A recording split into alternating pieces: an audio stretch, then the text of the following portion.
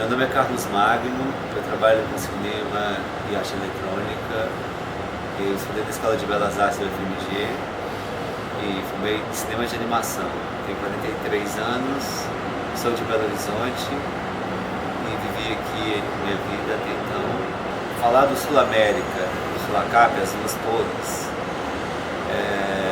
isso é uma construção que veio de uma inspiração positivista e de uma necessidade de criar um modelo para um homem universal a partir de um certo tipo de ser humano. Que ser humano era esse? Um ser humano eurocêntrico. E a arquitetura do pós-guerra, do qual esse conjunto arquitetônico faz parte, ele reflete um peso, uma estabilidade, uma dureza e uma espécie de tentativa de esmagar o ser humano. Ou seja, a antropometria aqui, ela é jogada de uma maneira de imposição. Então você tem uma grandeza do espaço das janelas, dos espaços vazados, você tem uma dureza e uma estabilidade na grossura das paredes, dos pilares, das pilastras. Neste prédio é possível destruir, derrubar paredes, mas nem todas podem ser derrubadas. Então, ele é sintético, ele não tem elementos decorativos como um bolo de noiva, nem curvas, ele se baseia no ângulo reto e eles são justapostos numa situação de combinação de losangos. E eles são um lugar de passagem. A sociedade que idealizou esse tipo de construção pensava numa espécie de morada de imposição social e de imponência. Era uma necessidade de se afirmar como um morador de Belo Horizonte, do centro de Belo Horizonte, com capacidades econômicas superiores à maioria da população que vinha se firmando aqui já em 1949. Existem vários registros e mitos sobre a fundação desse prédio e a necessidade paranoica do positivista, uma mentalidade da guerra, uma mentalidade de proteção com relação ao que poderia acontecer à maioria das metrópoles, que seria o holocausto nuclear. Então, dizem, eu não tenho uma base documentada, que nós abrigamos aqui um refúgio, um abrigo nuclear, abrigo de guerra, um abrigo subterrâneo que faz conexão com o prédio A Caiaca e com o complexo da prefeitura. Ou seja, seria um refúgio a partir daqui, indo em direção ao Coreto do Parque Municipal, um abrigo para a elite política e econômica centralizada nesse período. Dentro da mentalidade positivista, uma inspiração que vem desde a Argentina, que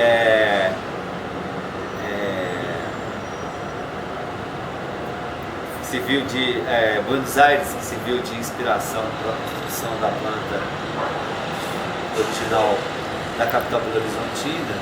Você tem um exercício de arquitetura, e nesse caso aqui, como também na prefeitura, que se assemelha a reflexos do Art Deco, da construção eclética ocorrida nos regimes totalitários. Então a dureza e essa tentativa de impor uma arquitetura que reduz o ser humano a um cisco, ela tem sua referência no totalitarismo, como também no fascismo. E falando de fascismo, você aqui tem instituído o espaço da senzala. No caso, você tem os apartamentos, são residências, e essas residências têm os seus quartinhos, ou seja, suas senzalas, onde ficava o mordomo ou o motorista, ou seja, quem for. O que é reservado, que era não como quarto de dependência de empregada que a gente costuma ver nos modelos atuais, mas é uma coisa externa, ou seja, o proprietário do apartamento desse prédio poderia ter em sua casa uma campainha ou um telefone interno que ele fazia conexão com o empregado, que ficava à disposição 24 horas, dormindo ou então aguardando no lugar externo, ou seja, no topo do prédio. Então o topo do prédio, desse prédio, como também do Sulacap, é uma espécie de senzala, onde abrigam quartículos ou quartos minúsculos com um espaço suficiente não para morar, mas para manter o funcionário cativo e à disposição do seu empregador. Eu tive a experiência de morar num quarto desses, e para mim foi, já dentro de um outro contexto, foi muito gratificante, porque servia de laboratório para mim, para viver uma relação com o entorno desse prédio e para pensar sobre a cidade numa outra perspectiva, com esses janelões nazistas, vendo o nascer e o pôr do sol por esses janelões nazistas totalitários, de inspiração positivista,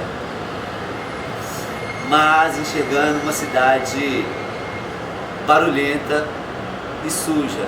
Eu costumo chamar Belo Horizonte de a cidade dos ratos, porque a impressão que eu tenho e a percepção que eu tenho quando eu chego de Belo Horizonte, vindo de outros lugares, saindo da rodoviária ou descendo do ônibus que vem do aeroporto, é que eu acabo me encontrando com a maior população de Belo Horizonte, que é a população de ratos.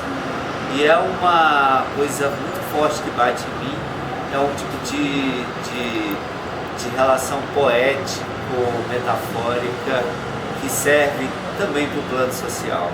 Sim, Belo Horizonte é uma cidade dos ratos.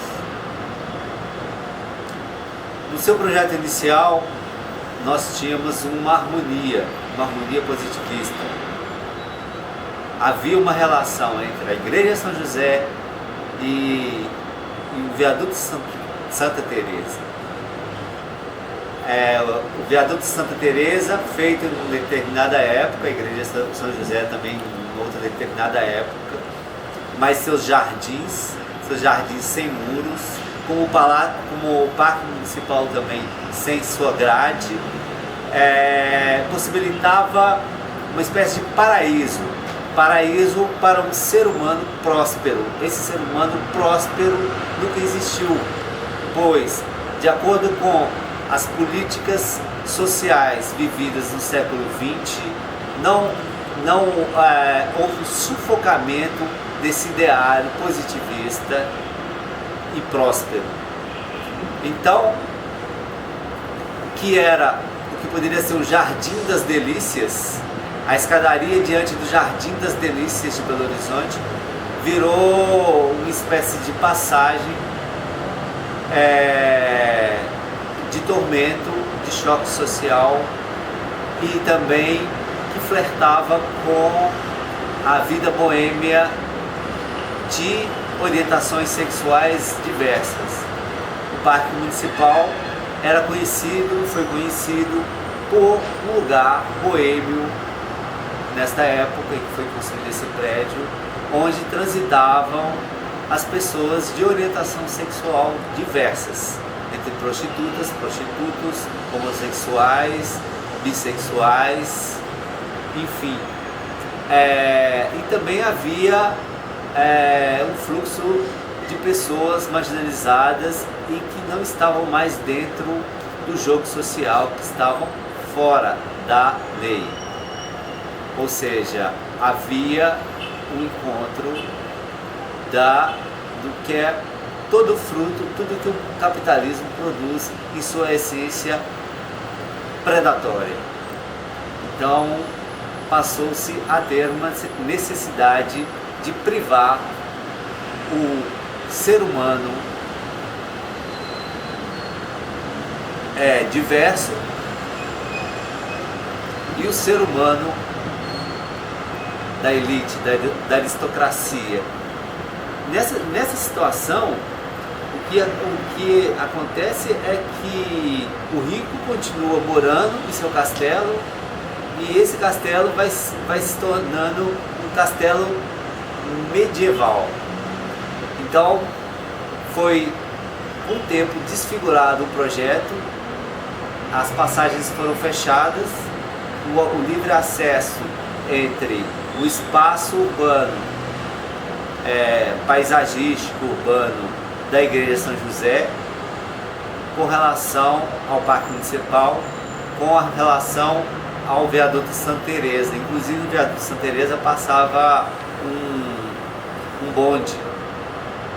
E eu me lembro quando criança de ver as marcas dos ferros da linha de trem, ou seja, do bonde,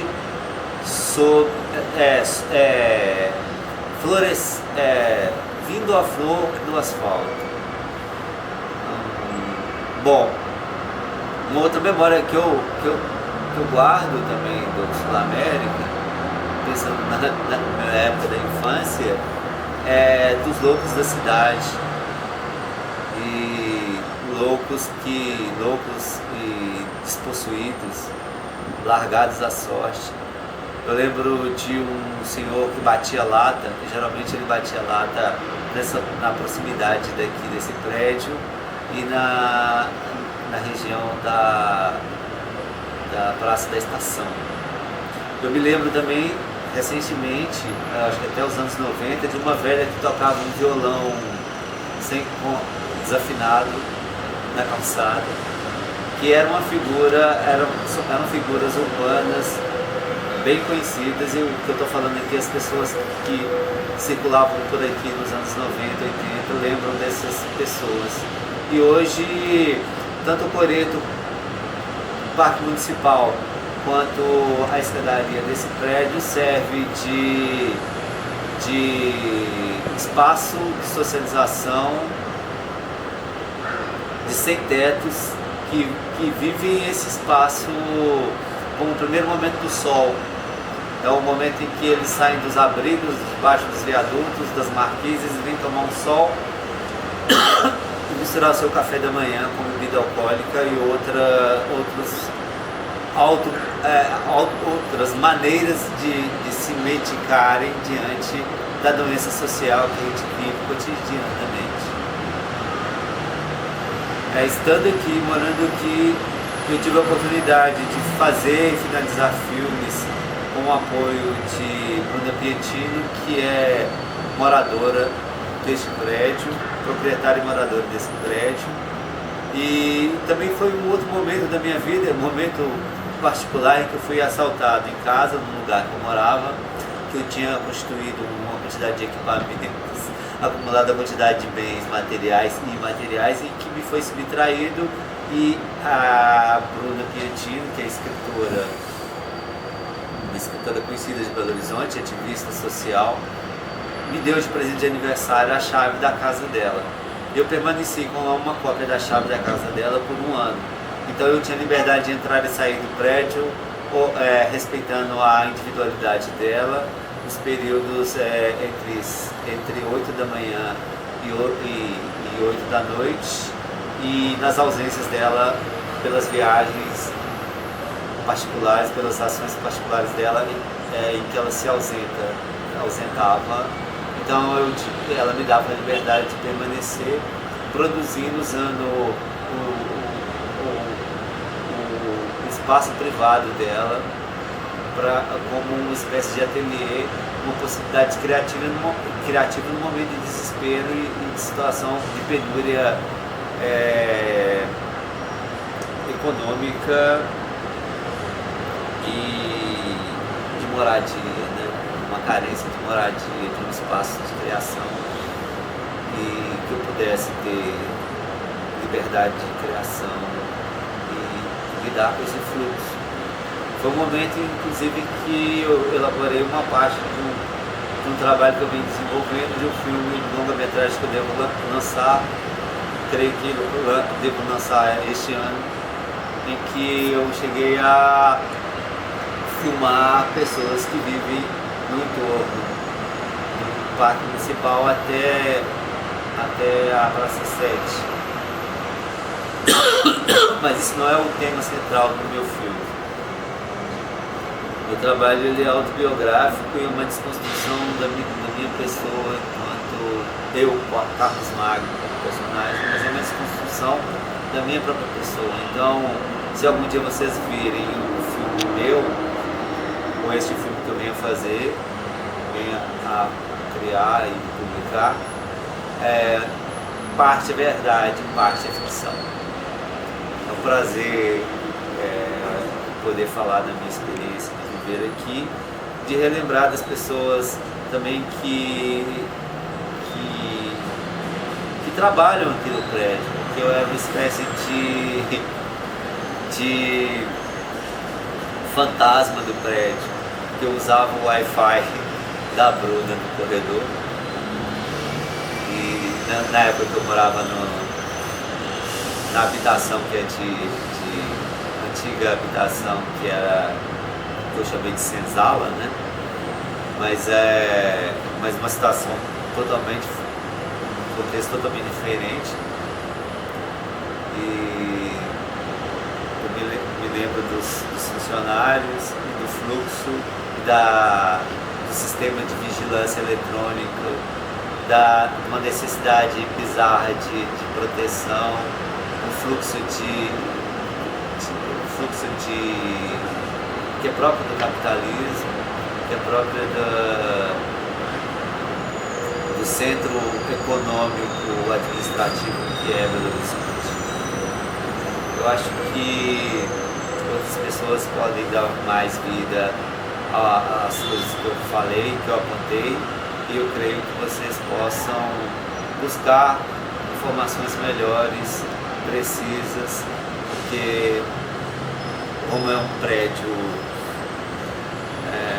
que tem uma importância histórica, e sendo ele um bem patrimonial material, ele tem documentos que podem comprovar o que eu falei ou negar o que eu falei.